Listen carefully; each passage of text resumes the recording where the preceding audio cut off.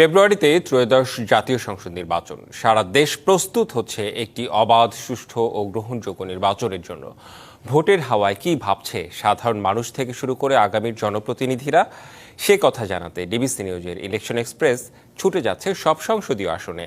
আজ সারাদিন ছিল সংসদীয় আসন 14 ও নীলফামারী 3-এ।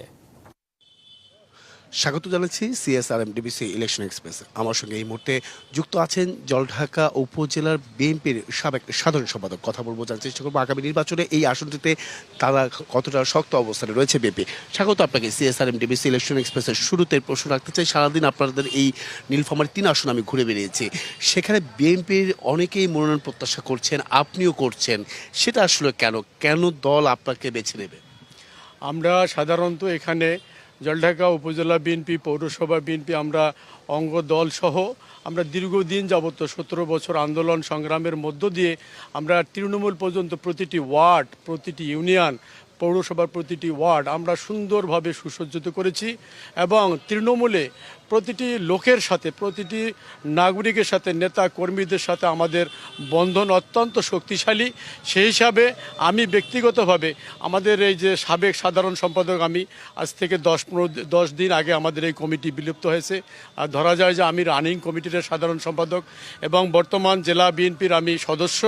সেই হিসাবে মাঠে ময়দানে প্রতি মুহূর্ত আমরা সাধারণ মানুষ নিয়ে আমরা থাকি এবং সে কারণেই দল থেকে যদি আমাকে মনোনয়ন দেওয়া হয় তাহলে ইনশাআল্লাহ আমি দলের সেই আশা, সেই দলের সেই ভরসা আমি রাখতে সমর্থ হব। দল যদি আমাকে বেছে নেয়, মনোনয়ন দেয়, আমি প্রত্যাশা করি আমাদের অঞ্চল অনেকটা গত 17 বছরে জনগণের যে উন্নয়নমূলক কার্যক্রম, সেবামূলক কার্যক্রম, এই আওয়ামী লীগের যারা নেতাকর্মী ছিল, আওয়ামী লীগের এমপি ছিল, তারা কি করছে, সব কিছু ভাগ বাটোয়ারা করে নিজেদের মধ্যেই তারা সব লুটিপুটি খেয়ে নিয়েছে। জনগণের কোনো প্রত্যাশা তারা পূরণ করতে পারে নাই।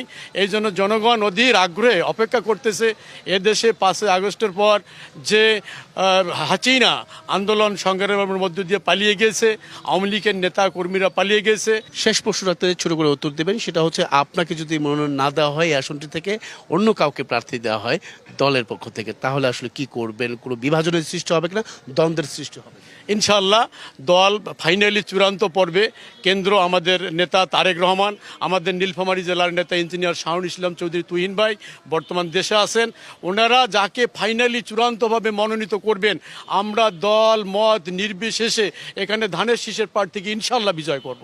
অসংখ্য ধন্যবাদ আপনাকে, আমাদের সঙ্গে এতক্ষণ যুক্ত ছিলেন। পরবর্তী সংবাদ আগামীকাল থাকছে নীলফামারী 4 আসন, সেখানে তুলে ধরার চেষ্টা করব বিভিন্ন রাজনৈতিক দলের তৃণমূল পর্যায়ের নেতাকর্মীরা কি ভাবছেন আগামী নির্বাচনকে কেন্দ্র করে। সেসব বিষয়ের সঙ্গে থাকুন সিএসআরএম ডিবিসি ইলেকশন এক্সপ্রেসের। ফেব্রুয়ারিতেই ত্রয়োদশ জাতীয় সংসদ নির্বাচন। সারা দেশ প্রস্তুত হচ্ছে একটি অবাধ, সুষ্ঠু ও গ্রহণযোগ্য নির্বাচনের জন্য। ভোটের হাওয়ায় কি ভাবছেন সাধারণ মানুষ থেকে শুরু করে আগামীর জনপ্রতিনিধিরা, সে কথা জানাতে ডিবিসি নিউজের ইলেকশন এক্সপ্রেস ছুটে যাবে সবগুলো সংসদীয় আসনে। আজ সারাদিন আছে সংসদীয় আসন 14, নীলফামারী 3-এ। স্বাগত জানাচ্ছি সিএসআরএম ডিবিসি ইলেকশন এক্সপ্রেসে। আমার সঙ্গে এই মুহূর্তে যুক্ত আছেন জেলা এনসিপির যুগ্ম সমন্বয়কারী। কথা বলবো, জানার চেষ্টা করব এই নীলফামারী 3 আসনের এনসিপির বর্তমান অবস্থা কি। স্বাগত আপনাকে সিএসআরএম ডিবিসি ইলেকশন এক্সপ্রেসে। যেহেতু তরুণদের দিয়ে একটি গঠন করা হয়েছে এই দলটি, সেক্ষেত্রে আপনাকে সম্ভাব্য প্রার্থী হিসেবেও সবাই বেছে নিচ্ছে, সেটা আসলে কি কারণে? আপনি কি করতে পেরেছেন বা কি করবেন? ধন্যবাদ ডিবিসি নিউজকে, ধন্যবাদ জানাচ্ছি জলঢাকা উপজেলা জাতীয় নাগরিক পার্টির সহযোদ্ধাবৃন্দের। ডিবিসি নিউজের মাধ্যমে জলঢাকা সর্বস্তরের মানুষকে ধন্যবাদ জানাচ্ছি। আপনি যেটা বলেছেন, আসলে আমাকে জলঢাকার সর্বস্তরের জনগণ কী কারণে প্রার্থী হিসাবে বেছে নিয়েছে, আসলে আপনি দেখবেন জলঢাকা উপজেলার আন্দোলন সংগ্রামে আপনি যদি একজন নির্যাতিত, নিপীড়িত, কারাবন্দী, যেটাই বলেন না কেন, এবং বিশেষ করে ন্যায়সঙ্গত যত আন্দোলন সংগ্রাম আছে, আপনি যদি আজকে জলঢাকা উপজেলার হাসপাতালের অবস্থা দেখেন, আমরা জাতীয় নাগরিক পার্টির পক্ষ থেকে যখন ওই হাসপাতালে আমরা ভিজিটে গেলাম, তখন একটা জেনারেটরও ওখানে ছিল না বা চলে না। আমরা সেখানে ভিজিটের পরে সেখানে যথেষ্ট পরিমাণ জেনারেটর, ক্লিনার এবং নার্স সেখানে নিয়োগ দেওয়া হয়েছে, যদিও এখনও ডাক্তার আমরা পাইনি। আপনি যদি গত পরশু দিনের একটা ঘটনা জলঢাকায় দেখেন, যেটা আপনারা হয়তো জেনেছেন, সেটা হচ্ছে আমাদের জলঢাকা উপজেলার মন্তেরডাঙ্গার একটা খেলার মাঠ। এই মাঠ যখন এক ভূমিদস্যু দখল করে, তখনও কিন্তু জাতীয় নাগরিক পার্টির পক্ষ থেকে আমরা সেখানে নেতৃত্ব দিয়েই আমরা সেই মাঠটাকে ভূমিদস্যুর হাত থেকে মাঠটাকে উদ্ধার করি। আপনি যদি আরেকটা জিনিস খেয়াল করবেন, নীলফামারীতেও অতি সাম্প্রতিক একটা বড় ঘটনা, সেটা হচ্ছে ইপিজিটে ওখানকার শ্রমিকদের সাথে যৌথ বাহিনীর একটা সংঘর্ষ হয়। এই সংঘর্ষে আপনি নীলফামারীতে তো আসলে অনেক রাজনৈতিক দল আছে যারা দিনের পর দিন বহুদিন ধরে রাজনীতি করে আসছে, সাধারণ মানুষকে শ্রমিকদেরকে ব্যবহার করে। দেখবেন ওই ঠিকানের যে সমস্যাটা সমাধানের আমরা এনসিপির পক্ষ থেকে যে উদ্যোগটা নিয়েছি, আমরা যে ওখানে যে ভূমিকাটা লিওন ভাইয়ের নেতৃত্বে আমরা নীলফামারী জেলা জাতীয় নাগরিক পার্টির পক্ষ থেকে রেখেছি, আপনি খোঁজ নিয়ে দেখেন অন্য কোনো প্রার্থী বা অন্য কোনো দল সেখানে এরকম ভূমিকা পালন করতে পারে। ভোটের যুদ্ধে এনসিপি কতটা এগিয়ে থাকবে বলে মনে করছেন এই আসনটি থেকে আপনার দল? ধন্যবাদ। এনসিপি একটা তারুণ্য নির্ভর দল।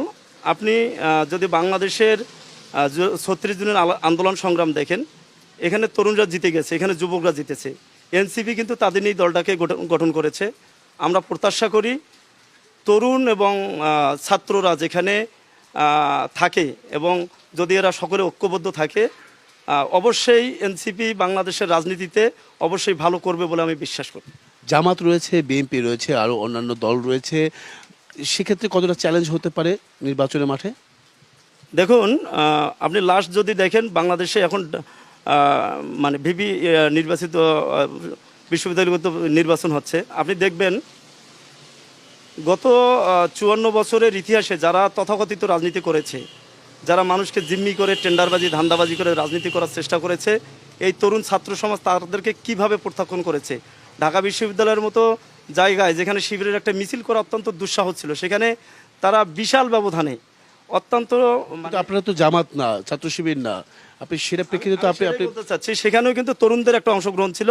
এবং আমার কাছে যেটা মনে হয়েছে যে এখানে ছাত্র শিবির তাদের যে কর্ম, তাদের যে সাংগঠনিক কার্যক্রম, দূরদর্শিতা, ঐক্যবদ্ধতা, তাদের মধ্যে গ্রুপিং না থাকার কারণেই যেমন তারা ওখানে অত্যন্ত সফলভাবে জয়লাভ করেছে। আমিও বিশ্বাস করি এনসিপি একটা নতুন দল হিসেবে সাংগঠনিক কার্যক্রম শুরু করেছে।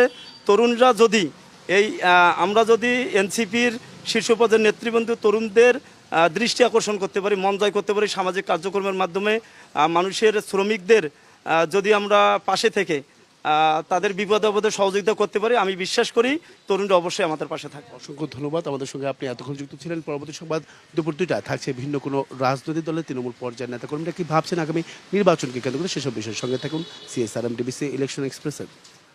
ফেব্রুয়ারিতেই ত্রয়োদশ জাতীয় সংসদ নির্বাচন। সারা দেশ প্রস্তুত হচ্ছে একটি অবাধ, সুষ্ঠু এবং গ্রহণযোগ্য নির্বাচনের জন্য। ভোটের হাওয়ায় কি ভাবছে সাধারণ মানুষ থেকে শুরু করে আগামী জনপ্রতিনিধিরা, সে কথা জানাতে ডিবিসি নিউজের ইলেকশন এক্সপ্রেস ছুটে যাচ্ছে সব সংসদীয় আসনে। আজ সারাদিন আছে সংসদীয় আসন 14, নীলফামারী 3-এ। স্বাগত জানাচ্ছি সিএসআরএম ডিবিসি ইলেকশন এক্সপ্রেসে। আমার সঙ্গে এই মুহূর্তে যুক্ত আছেন জেলা বিএনপির আহ্বায়ক কমিটির সদস্য। কথা বলবো, জানার চেষ্টা করবো আগামী নির্বাচনে এই আসনটিতে তারা কতটা শক্ত অবস্থান ধরে রাখতে পারবেন। স্বাগত আপনাকে সিএসআরএম ডিবিসি ইলেকশন এক্সপ্রেসে। আমি সারাদিন ঘুরেছি নীলফামারী 3 আসনে। এই আসনটাতে বিএনপি থেকে আরও অনেকেই মনোনয়ন প্রত্যাশা করছেন, আপনিও করছেন। সেই সাথে কতটা চ্যালেঞ্জ হতে পারে মনোনয়ন পেতে, পাশাপাশি জনগণ আপনাকে কেন চাইবে বা দল কেন চাইবে?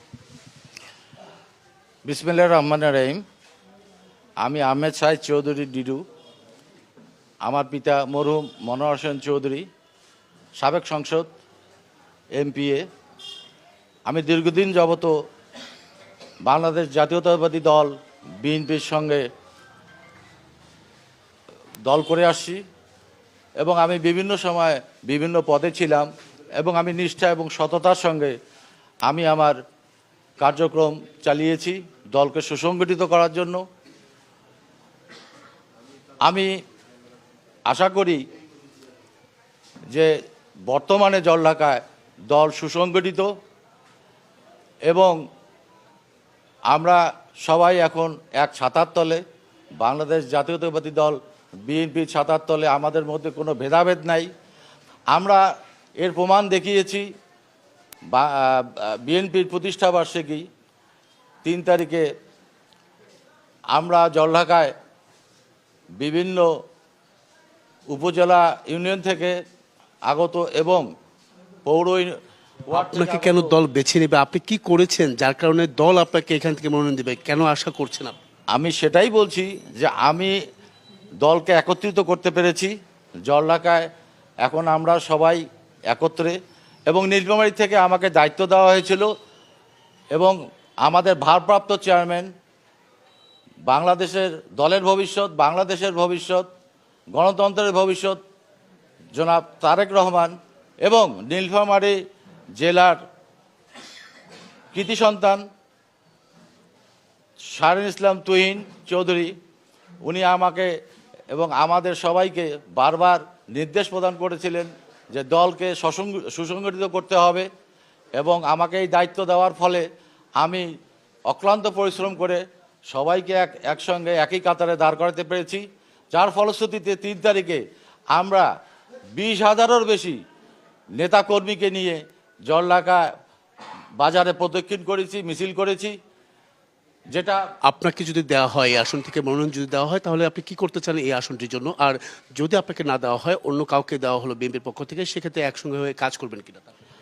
আমাকে যদি মনোনয়ন দেওয়া হয় তাহলে অবশ্যই আমি আমার এলাকার উন্নয়নের জন্য কাজ করব।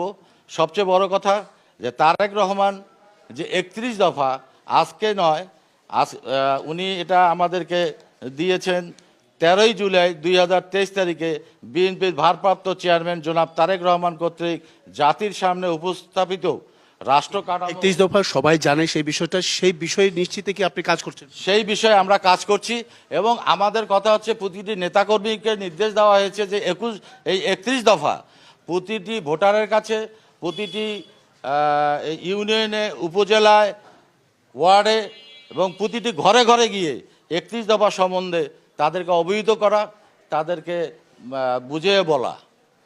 আমি আশা করি যে আমাকে যদি দেওয়া হয় অবশ্যই আমি সেই অনুযায়ী কাজ করব। এলাকার উন্নয়নের জন্য অবশ্যই কাজ করব। জামাত তো এখানে একটি শক্তিশালী দল হিসেবে এখন আছেন, তো সেক্ষেত্রে কতটা চ্যালেঞ্জ হতে পারে? জামাত শক্তিশালী দল হিসাবে আমি মনে করি না, কারণ জামাত এতদিন যাবত বিভিন্ন দলের সঙ্গে তারা লিয়াজোগ করে তারা দল করে আসছে, এবং আমাদের এখানেও 11 সালে। অসংখ্য ধন্যবাদ আপনাকে, আমাদের সঙ্গে এতক্ষণ যুক্ত ছিলেন। পরবর্তী সময় রাত 11টা থাকছে ভিন্ন কোনো রাজনৈতিক দলের তৃণমূল পর্যায়ে নেতাকর্মীরা কি ভাবছেন আগামী নির্বাচনকে কেন্দ্র করে, সেসব বিষয়ের সঙ্গে থাকুন সিএসআরএম ডিবিসি ইলেকশন এক্সপ্রেসের। ফেব্রুয়ারিতে ত্রয়োদশ জাতীয় সংসদ নির্বাচন। সারা দেশ প্রস্তুত হচ্ছে একটি অবাধ, সুষ্ঠু ও গ্রহণযোগ্য নির্বাচনের জন্য। ভোটের হাওয়ায় কি ভাবছে সাধারণ মানুষ থেকে শুরু করে আগামী জনপ্রতিনিধিরা, সে কথা জানতে ডিবিসি ইলেকশন এক্সপ্রেস ছুটে যাচ্ছে সবগুলো সংসদীয় আসনে। আজ সারাদিন আছে সংসদীয় আসন 14, নীলফামারীর 3-এ। স্বাগত জানাচ্ছি সিএসআরএম ডিবিসি ইলেকশন এক্সপ্রেসে। আমি আজকে আছি নীলফামারী 3 আসনে, আর আমার সঙ্গে যুক্ত আছেন এই মুহূর্তে বাংলাদেশ জামাতে ইসলামের যিনি জেলা মজলিসের শুরা সদস্য। কথা বলবো তার সঙ্গে, জানার চেষ্টা করব এই আসনটিতে জামাতের অবস্থানটা কি। পাশাপাশি একটি তথ্য দিয়ে রাখা ভালো, সেটা হচ্ছে বৃষ্টির কারণে আমাদের বিকল্প ব্যবস্থা করতে হয়েছে। স্বাগত আপনাকে সিএসআরএম ডিবিসি ইলেকশন এক্সপ্রেসে। জামাতে ইসলামের পক্ষ থেকে আপনি মনোনয়ন পেয়েছেন বা আপনাকে নির্ধারণ করা হয়েছে, সেটা কেন, কি কারণে? ধন্যবাদ আপনাকে এবং ডিবিসি নিউজ কর্তৃপক্ষকে। বিশেষ করে আমি অভিনন্দন জানাই জলঢাকার সর্বস্তরের জনগণকে। মুসলমান ভাইদের প্রতি সালাম, আসসালামু আলাইকুম। অন্যান্য জাতির ভাইদের প্রতি আন্তরিক শুভেচ্ছা এবং অভিনন্দন। জামায়াত ইসলামী একটা নিয়মতান্ত্রিক এবং গণতান্ত্রিক দল হিসাবে জামায়াত ইসলামের কাজ অত্যন্ত সুষ্ঠু সুন্দরভাবে হয়ে থাকে। জামায়াত ইসলামী মনে করে এই আসনে অতীতে 1986 সালে মরহুম জবানউদ্দিন আহমদ এবং 1996 থেকে 2005 সাল পর্যন্ত বীর মুক্তিযোদ্ধা আলহাজ মিজানুর রহমান চৌধুরী জামাতের এমপি হিসাবে এখানে নির্বাচিত হয়েছিলেন। সেই ঐতিহ্যকে ধারণ করে, লালন করে জামায়াত ইসলামী মনে করে সেটা হচ্ছে এই আসনের জন্য আমাদের দিক থেকে সংগঠন আমাকেই উপযুক্ত মনে করেছে বিধায় এবং স্থানীয় জনগণের, স্থানীয় নেতৃবৃন্দের মতামতের আলোকেই আমাকে এখানে মনোনয়ন দিয়েছেন। সেটা আসলে কাজের উপরে মানুষ ভোট দেবে, না ব্যক্তি, না দলের প্রতীক হিসেবে সাধারণ মানুষ এই আসনটিতে জামাতকে বেছে? এই আসনের মানুষ দীর্ঘদিন ধরে, বিশেষ করে আপনার দীর্ঘ সময় নৌকা এবং লাঙ্গল এই এলাকায় শাসন করেছে, কিন্তু এদেশে এই এলাকার মানুষের, জলঢাকার মানুষের আশা আকাঙ্ক্ষার তারা প্রতিফলন ঘটাতে পারেনি। তারা চরমভাবে ব্যর্থ হয়েছে। জামায়াত ইসলামী যতটুকু সময় এখানে প্রতিনিধিত্ব করেছে সেই সময়টুকুতে দৃশ্যমান অনেকগুলো উন্নয়নমূলক কাজ হয়েছে। রাস্তাঘাট, ব্রিজ, কালভার্ট, স্কুল, কলেজ, মসজিদ, মন্দির, গির্জা সহ সামগ্রিক দিক থেকে যতটুকু দৃশ্যমান আছে সেটি আলহাজ মিজানুর রহমান চৌধুরী এবং জবানউদ্দিন আহমদ সহ আমাদের যারা নেতৃবৃন্দ বিভিন্ন সময় ছোটোখাটো দায়িত্ব পেয়েছেন তাদের মাধ্যমে এটা পরিলক্ষিত হয়েছে। বাদবাকিরা দুর্নীতি দুঃশাসনের মাধ্যমে জলঢাকাবাসীকে মানে তিক্ততার সৃষ্টি করেছে। আপনি কি করতে চান এই আসনটির জন্য? কি ধরনের প্রতিশ্রুতি নিয়ে যেতে চান সাধারণ মানুষের কাছে? এই এলাকার মানুষের যে প্রত্যাশা, এবং এই এলাকার মানুষ শুধু নয়, সারা বাংলাদেশের মানুষ আজকে জামায়াত ইসলামীর দিকে তাকিয়ে আছে যে এই বাংলাদেশে যদি সৎ, যোগ্য এবং সুশাসন প্রতিষ্ঠা করতে হয় তাহলে জামায়াত ইসলামীর বিকল্প নাই, বিশেষ করে দুর্নীতি এবং দুঃশাসনমুক্ত সমাজ রাষ্ট্র গঠনের ক্ষেত্রে। এই এলাকার মানুষ বারবার প্রতারিত হয়েছে, সেই জন্য তাদের যে সমস্ত দাবি দেওয়া, বিশেষ করে আমাদের এই অঞ্চল কৃষিভিত্তিক এই এলাকায় শিল্প প্রতিষ্ঠান নাই, সেটি গড়ে তোলার জন্য আমার পদক্ষেপ থাকবে। আইনের শাসন, জাতীয় এবং স্থানীয় পর্যায়ে ভূমিকা পালন, সর্বোপরি যেটা সেটা হচ্ছে বেকারদের কর্মসংস্থান, সামাজিক সুরক্ষা, রাষ্ট্রের বিভিন্ন সুযোগ সুবিধাকে কাজে লাগিয়ে এই এলাকার পশ্চাৎপদ এলাকা আমাদের উত্তরবঙ্গ, এই এলাকার মানুষের জীবনমান উন্নয়নের জন্য আমার ভূমিকা থাকবে। শিক্ষা, স্বাস্থ্য, এরপরে হলো অবকাঠামোগত সুযোগ সুবিধা, রাস্তাঘাট, ব্রিজ, কালভার্ট, তারপরে হলো যেটা সেটা হচ্ছে আমাদের এই এলাকায় বুড়ি তিস্তা আছে, সেই এলাকার মানুষের নদী ভাঙ্গন রোধ সহ যেখানে যে ইউনিয়নে যে সমস্যাগুলো আছে সেগুলোকে প্রাধান্য দিয়ে, অর্থাৎ এই এলাকার এই জনপদের মানুষের যে মনের চাওয়া পাওয়া দীর্ঘদিনের, সেই প্রত্যাশাগুলো আপনি পূরণ করবেন সেই প্রত্যাশা রাখছে। সেক্ষেত্রে সনাতন ধর্মাবলম্বী রয়েছেন যারা, তারা কি জামাতকে বেছে নেবে বা আপনাকে বেছে নেবে, আপনাকে ভোট দেবে? সনাতন ধর্মাবলম্বী যারা আছেন তারা 1986 সাল থেকেই আমাদেরকে তারা ভোট দিয়ে আসেন। এটা আমরা মিজানুর রহমান চৌধুরীর ক্ষেত্রে আরও বেশি দেখেছি, এবং বিশেষ করে আমাদের বর্তমান বাংলাদেশের মানবতার ফেরিওয়ালা নামে খ্যাত আমির জামাত ডাক্তার শফিকুর রহমান, তিনি দল, মত, জাতি, ধর্ম, বর্ণ নির্বিশেষে সকলের কাছে যে বার্তা দিয়েছেন সেই বার্তার আলোকে আমরা সুস্পষ্টভাবে বিশ্বাসী যে অতীতের যে কোনো সময়ের তুলনায় বিশেষ করে জলঢাকার সনাতন ধর্মী ভাইরা যারা আছেন তারা আমাদেরকেই নিরাপদ মনে করে এবং তাদের আশা আকাঙ্ক্ষার প্রতীক মনে করে। অসংখ্য ধন্যবাদ আপনাকে, আমাদের সঙ্গে এতক্ষণ যুক্ত ছিলেন।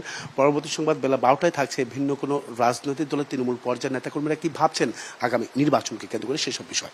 সঙ্গে থাকুন CSRM ডিবিসি ইলেকশন এক্সপ্রেসের।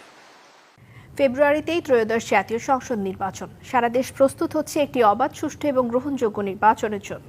ভোটের হাওয়ায় কি ভাবছেন সাধারণ মানুষ থেকে শুরু করে আগামী জনপ্রতিনিধিরা, সে কথা জানাতে ডিবিসি নিউজের ইলেকশন এক্সপ্রেস ছুটে যাচ্ছে সবগুলো সংসদীয় আসনে। আজ সারাদিন আছে সংসদীয় আসন 14, নীলফামারী 3-এ। স্বাগত জানাচ্ছি CSRM ডিবিসি ইলেকশন এক্সপ্রেস। আমার সঙ্গে এই মুহূর্তে যুক্ত আছেন জেলা বিএনপি আহ্বায়ক কমিটির সদস্য। কথা বলবো, জানার চেষ্টা করবো আগামী নির্বাচনে নীলফামারী 3 আসন কতটা প্রস্তুত রয়েছে। স্বাগত আপনাকে CSRM ডিবিসি ইলেকশন এক্সপ্রেসে। আপনাকে দল থেকে কেন মনোনয়ন দিবে, কেন আপনি প্রত্যাশা করছেন দল থেকে মনোনয়ন? আমি বিএনপির প্রতিষ্ঠা লগ্ন থেকে আমি আছি, বিএনপি করি, এবং আমি বিএনপির প্রতিষ্ঠাতা সেক্রেটারি, এবং আমি গত 2বার আমি এই বিএনপির ব্যানারে আমি উপজেলা চেয়ারম্যান নির্বাচিত হয়েছি।